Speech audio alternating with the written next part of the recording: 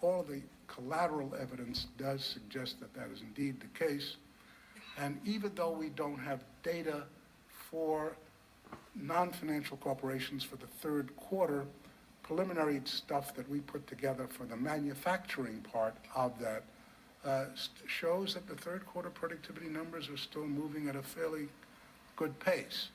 So what we have is a very unusual phenomenon in which we are seeing price increases, or I should say pricing power on the part of American business virtually non-existent in the context of a fairly substantial set of pressures where you would have expected long ago prices to have accelerated.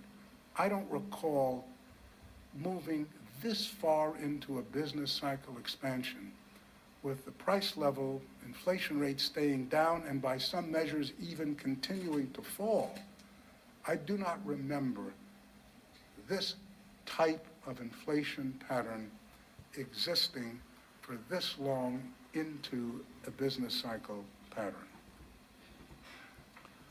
Thus, having spoken a good deal longer than I intended to, just let me sum up by saying the situation in the American economy has become very fluid for all of the reasons I've been trying to outline.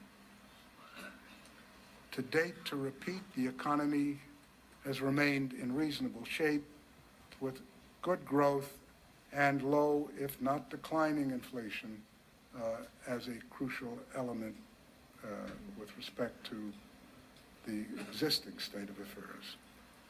But we are clearly facing a set of forces that should be dampening demand going forward to an unknown extent. In particular, a marked shift in investor psychology away from risk and toward liquidity and safety has exacerbated the problems in foreign markets where deflationary forces remain virulent and has spread to the financial markets in the United States. We do not know how far it will go or how much it will affect consumer and business spending here at home. This is a time for monetary policy to be especially alert. I thank you very much. It's been a pleasure being with you this morning.